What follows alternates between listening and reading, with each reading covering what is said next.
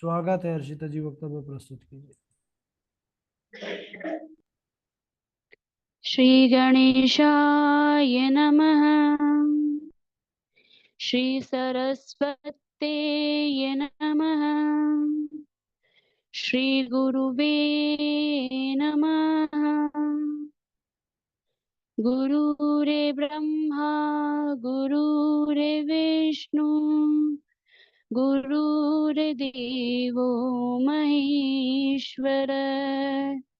गुरुरे साक्षात् परं ब्रह्म तस्मै श्री गुरुवे नमः। अस्मद्गुरुभ्यो नमः।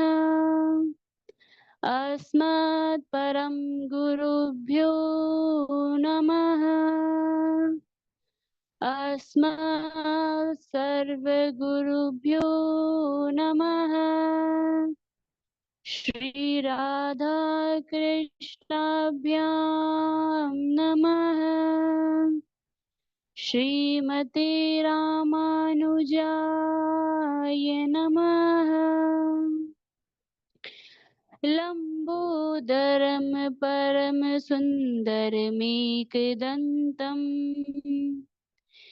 पीतांबरम त्रिनयनं परमं पवित्रम् उदयदिवाकरनिभोज्वलकान्तिकान्तम् विघ्नेश्वरं सकलविघ्नहरं नमामि।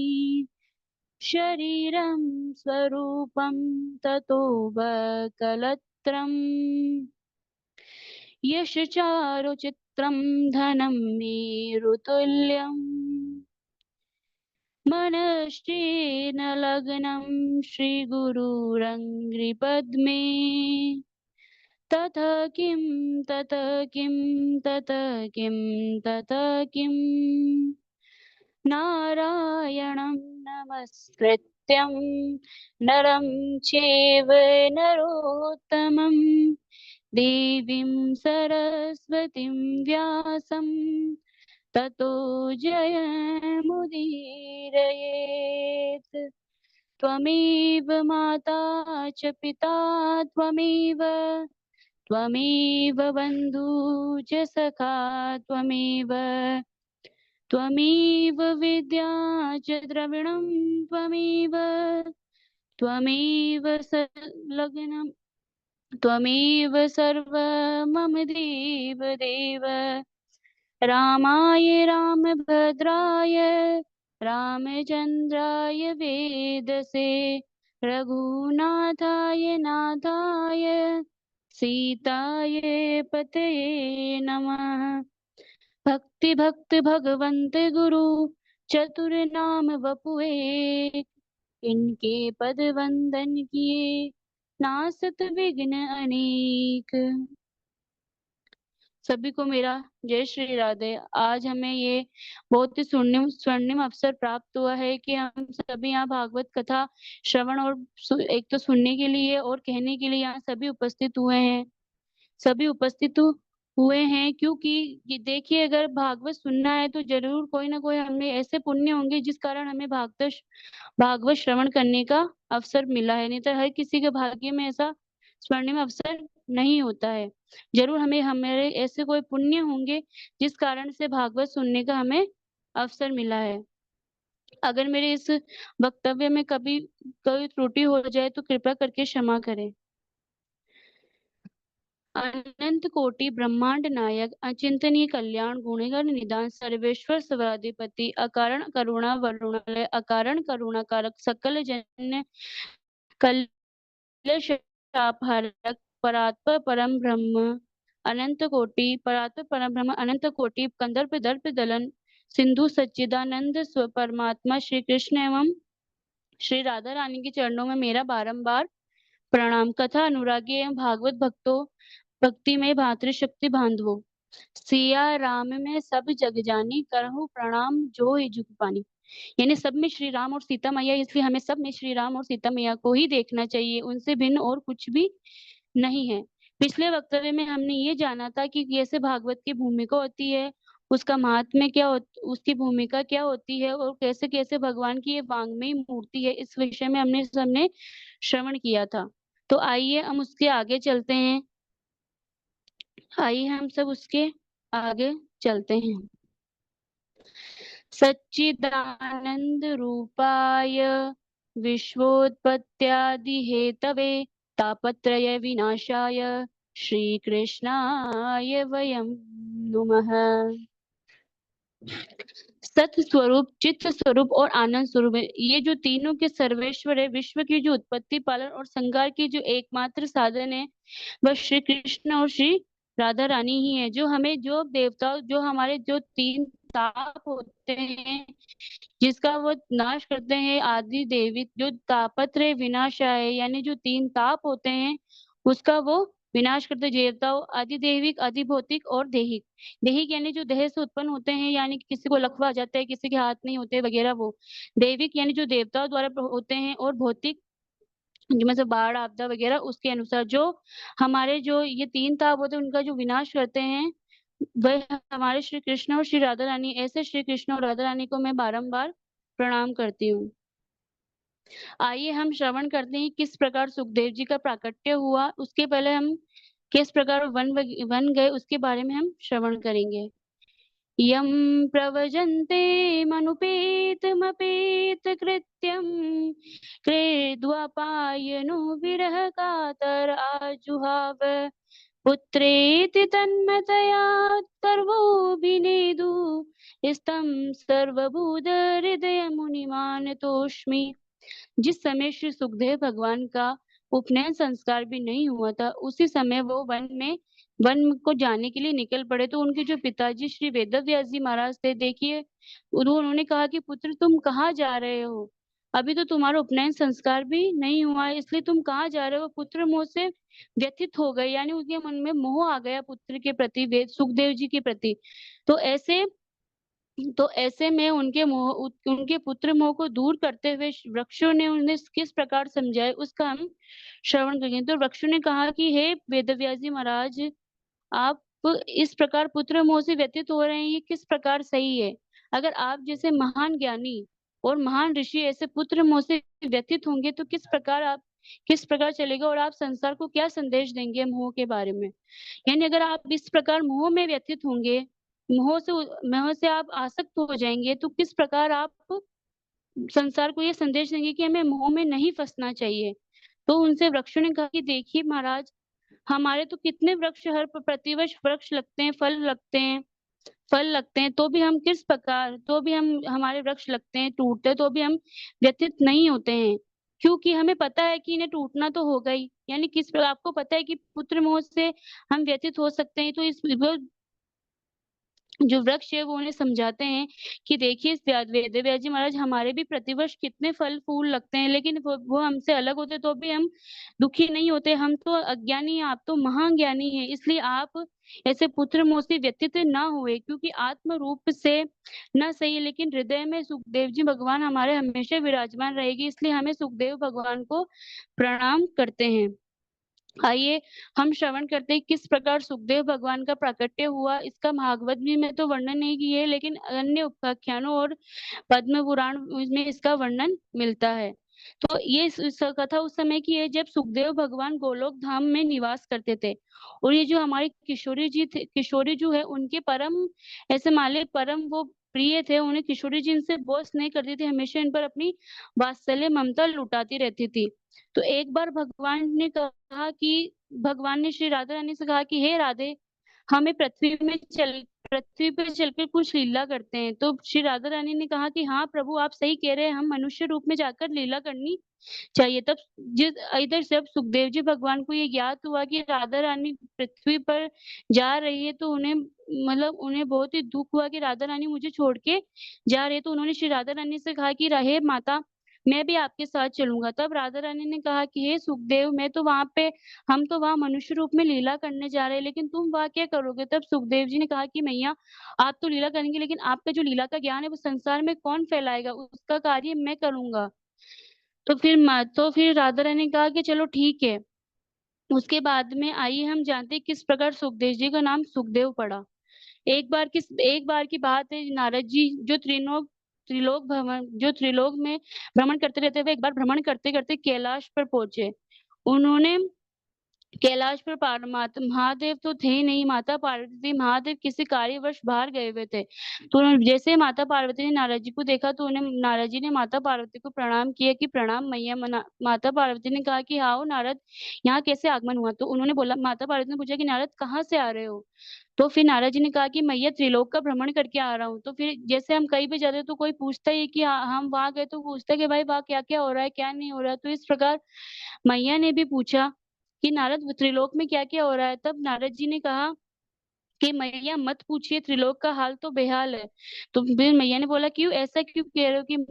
तो नारद जी कहते हैं कि मैया, जो पृथ्वी में है प्रेम तो ना के बराबर रह गया। जो मनुष्य एक दूसरे निस्वार्थ प्रेम तो करता नहीं, सब स्वार्थ के वशीभूत ही प्रेम करते हैं। अगर किसी को किसी से स्वार्थ है तभी वो उससे प्रेम करेगा, अन्यथा निस्वार्थ कोई भी प्रेम नहीं करता है।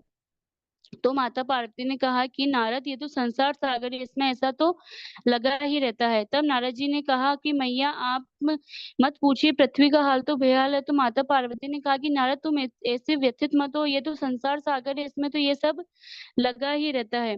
तब नारद जी ने तब नारद जी ने कहा, अगर महादेव आपसे प्रेम करते हैं, मा- तब नारद जी ने कहा कि मैया क्या महादेव आपसे बहुत प्रेम करते हैं? तो माता पार्वती ने कहा हाँ। तो फिर नारद जी ने बोला कि मैया ऐसी कोई सी भी बात नहीं होगी जो आपको पता ना होगी, तो आपको तो सब बात पता होगी। तब मैया पार्वती ने कहा कि हाँ मुझे तो सब बात पता है। नारद जी ने कहा मैं नहीं मानता। तो माता पार्वती ने कहा क्यों नारद तुम ऐसा क्यों कह रहे हो? तो नारद जी ने कहा कि मैया आपको ये पता है कि भगवान शिव, जो हमारे भोलेनाथ शिव शंभु है, वह मुंडों की माला क्यों धारण करते हैं? अब माता पार्वती ने मन में विचार किया कि अरे ये बात तो मुझे पता ही नहीं है। अगर मैंने नारद को बोला कि नहीं पता, तो ये जो बोला कि महादेव मुझसे अथाह प्रेम करते हैं, वो झूठ हो जाएगा, मिथ्या हो जाएगा।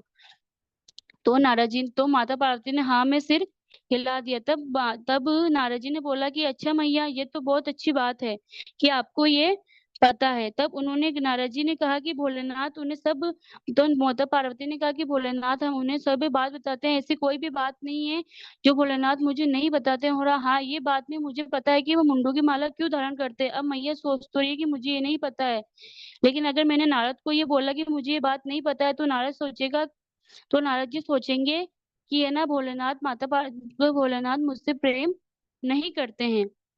अब इस प्रकार माता पार्वती के मन में संशय की बात डाल के नारद जी ने कहा कि मैया मुझे कुछ आवश्यक कार्य है, मैं चलता हूँ। तो माता पार्वती ने कहा कि चलो ठीक है नारद। अब नारद जी वहां से चले गए। इधर जब नारद जी वहां से निकल रहे थे कैलाश से, तो भगवान शिव ने उन्हें देख लिया। तो वह तो उन्होंने सोचा कि जरूर नारद घर से होकर आए होंगे, तो वह पहले से ही सचेत हो गए, क्योंकि नारद जी का हम है आगे। क्योंकि नारद जी कहीं भी जाते हैं तो कोई ना कोई ऐसा कार्य करके आते हैं जहाँ कोई समस्या खड़ी हो जाती है। तो नारद जी को देख लिया उन्होंने, तो पहले वह सचेत हो गए। तो अब जैसे भगवान शंकर कैलाश बहुत पहुंचे तो स्पीड माता नहीं, बहुत स्पीड नहीं, थोड़ा आराम से। जी गुरु जी। तो जैसे ही भोलेनाथ कैलाश में पहुंचे और उन्होंने माता पार्वती की तरफ देखकर मुस्कुराए, तो माता पार्वती गुस्से में फूट पड़ी और उन्होंने कहा कि प्रभु, अब आज मुझे पता चल गया है कि आप मुझसे स्नेह नहीं करते हैं। तो भोलेनाथ ने बोला कि देवी आप ऐसा क्यों कह रही हैं? तो माता पार्वती ने कहा कि हाँ प्रभु, मुझे पता है कि आप मुझसे स्नेह नहीं करते हैं।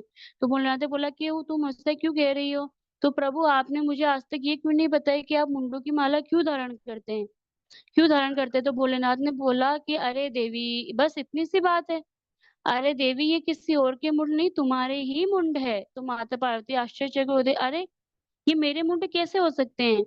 तो भोलेनाथ ने बोला कि देवी, तुम मुझसे इतनी बार अलग हुई हो कि तुम्हारी याद में, तुम्हारे स्नेह के वश मैं तुम्हें अपने पास धारण करता हूँ, और इस प्रकार ये जो मुंड है ये तुम्हारे ही मुंड है, इसलिए मैं इन्हें हमेशा अपने हृदय के पास रखता हूँ। तो माता पार्वती बहुत प्रसन्न हो गई, लेकिन फिर वापस दो थोड़ी प्रसन्न हो गए, फिर वापस दुखी हो गए। तो भोलेनाथ ने बोला, अरे देवी, तुम वापस दुखी क्यों हो गई? तो माता पार्वती ने कहा कि प्रभु, मैं तो है ना इतनी बार मर गई, लेकिन आप तो एक बार भी नहीं मरे। तो भोलेनाथ ने बोला कि देवी, मैंने अमर कथा सुन रखी है। माता पार्वती ने बोला कि अमर कथा, कि अमर कथा क्या है? तो भोलेनाथ ने बोला कि देवी, ये हमारे प्रभु की कथा है। अब माता पार्वती ने बोला कि प्रभु मुझे भी अमर कथा सुननी है। तो भोलेनाथ ने मन में विचार किया कि अभी देवी के अंदर ये भोलेनाथ ने सोचा कि अभी देवी के अंदर अमर कथा सुनने के जो आवश्यक तत्व होते हैं वो उत्पन्न नहीं हुए हैं। अभी मैं पार्वती को अमर कथा नहीं सुना सकता हूँ। भोलेनाथ ने माता पार्वती से कहा कि हे देवी, मैं समय आने पर आपको अवश्य अमर कथा सुनाऊंगा, अभी मैं आपको अमर कथा नहीं सुना सकता हूँ। तब अब माता पार्वती ने तो हट पकड़ ली। उन्होंने बोला कि प्रभु, अगर आप मुझे अमर कथा नहीं सुनाएंगे तो मैं आपसे बात नहीं करूंगी। अब भोलेनाथ ने मन में विचार किया, अरे अगर पार्वती रुष्ट हो गई तो जो ये अन्नपूर्णा, अब पार्वती मैया तो साक्षात अन्नपूर्णा है, जो भोजन वगैरह है वो भी बंद हो जाएगा, खान पान की व्यवस्था रुक जाएगी। इसलिए भोलेनाथ ने हार मानी और माता पार्वती से कहा कि देवी, चलिए ठीक है, मैं आपको अमर कथा सुनाता हूँ। अब अमर कथा सुनने के लिए भोलेनाथ ने एक सुगम और अच्छा स्थान ढूंढा, और ऐसा स्थान ढूंढा जहाँ पर कोई मनुष्य क्या पशु पक्षी पक्षी की आवाज भी तक ना, पक्षी भी ना पहुंच सके। तो उन्होंने माता पार्वती से कहा कि चलो देवी, मैं तुम्हें अमर कथा सुनाता हूँ, इसके लिए हमें एक सुनिश्चित स्थान ढूंढना होगा। अब इस प्रकार दोनों, माता पार्वती और भगवान शिव, कैलाश से चल पड़े और चलते चलते एक दुर्गम क्षेत्र में, अमरनाथ, जिसे हम आज अमरनाथ के नाम से जानते हैं, वहां पहुंचे। अब वहां पे भोलेनाथ ने पूरा परीक्षण कर लिया, सब कुछ कर लिया। अब भोलेनाथ ने जो उस क्षेत्र को था बांध दिया। भोलेनाथ ने माता पार्वती से कहा कि देवी देखो, मैं अमर कथा सुनाते समय मेरी जो नेत्र ये बंद रहेंगे, इसलिए तुम हुकार भरती रहना, ताकि मुझे याद रहे कि तुम कथा सुन रही हो। तब माता पार्वती ने कहा कि ठीक है प्रभु, मैं हुंकार भरती रहूंगी। अब भोलेनाथ ने परीक्षण तो कर लिया कि बाबा भोलेनाथ की तरफ से सब कुछ सही था, लेकिन जो भोलेनाथ का आसन था उसके नीचे एक शुक यानी तोते का अंडा था। अब वो तोते का अंडा बिल्कुल निर्जीव हुआ, उसमें कोई भी प्राण प्राण नहीं थे। लेकिन प्रभु की कथा तो ऐसी है जो निष्प्राण में भी प्राण का संचार कर दे। अब भोलेनाथ ने कथा आरंभ करी। धीरे धीरे करते करते जब पहले दिन की कथा समाप्त हुई, जो जो शुक का जो अंडा था, जो निर्जीव था, उसमें प्राण आ गए धीरे, और ऐसे जैसे दूसरे तीसरे तीसरे चौथे पांचवे, और जैसे ही प्रभु का जन्म का समय आया, और वैसे ही माता पार्वती को निद्रा देवी आ गई और वह सो गई। तो अब माता पार्वती हुकार भर रही थी, लेकिन जो तोते का जो एक स्वभाव होता है, वो जो बात होता है वो बहुत जल्दी पकड़ लेता है। कोई भी बात हो, चाहे अगर आप राम राम बोलेगी तो भी, अगर आप उसे राम राम रोज राम राम राम करोगे तो वो भी राम राम राम राम कहने लगेगा। तो अब माता पार्वती को उसने तोते ने देखा कि अरे माता, उसने सोचा कि अरे मैया बहुत देर से हुकार भर, तो हुकार भरना सीख लिया। अब हुकार भरता माता पार्वती तो सो गई। अब माता पार्वती की जगह जो शुक का अंडा था वो हुकार भर रहा था। अब भोलेनाथ के तो नेत्र बंद थे, तो उन्हें कैसे पता चलता कि पार्वती नहीं, ये शुक का अंडा हुकार भर रहा है।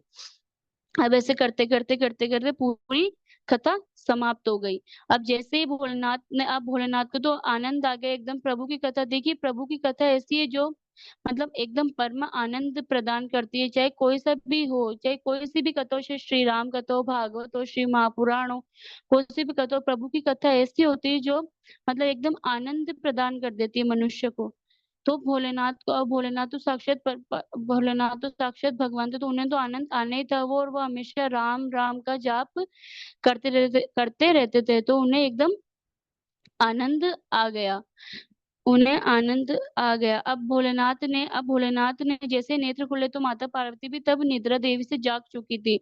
तो उन्होंने भोलेनाथ से कहा कि हे देव, आप जो जन्म के बाद की कथा सुना रहे थे वो एक बार पुनः सुनाइए। तो फिर भोलेनाथ ने बोला, अरे देवी, ये तुम क्या कह रही हो? अगर ये तुम क्या कह रही हो? तब माता पार्वती ने कहा कि प्रभु, हाँ, वो मुझे निद्रा आ गई थी। तो भोलेनाथ का दिमाग थोड़ा ऐसे हो दिमाग थोड़ा मतलब क्रोध आ गया। तूने बोला कि अरे देवी, अगर तुम कथा नहीं सुन रही थी तो कथा में हुकार कौन कर रहा था? तब भोलेनाथ ने थोड़ा इधर उधर देखा, तो उन्हें अपने आसन के नीचे एक शुक का अंडा दिखाई दिया। उन्होंने बोला, अरे ये तो गोपनीयता भंग हो गई, इस शुक के अंडे ने तो अमर कथा सुन ली। अब भोलेनाथ को क्रोध आ गया। अब आगे आगे के तो शुक का बच्चा, और आगे आगे के तो शुक का बच्चा, और पीछे पीछे भोलेनाथ अपने त्रिशूल लेके उसे मुझसे मृत्यु दंड लेने के लिए भाग रहे थे। भोलेनाथ को पता था कि इसने अमर कथा सुन ली है और ये अमर हो चुका है, लेकिन फिर भी भगवान तो लीला ही करते रहते, तो भोलेनाथ ने भी अपनी लीला दिखाई और उसके मृत्युदंड देने के लिए उसके पीछे पीछे भागे। अब भागते भाग अब भागते भागते जो वो शुक कांडा था, वह वेद व्यास जी के पास में आश्रम, सम्यप्रास आश्रम, वहां जा पहुंचा। और जो वेद व्यास जी की पत्नी थी, उनको एकदम जम्भा यानी उबासी आ गई।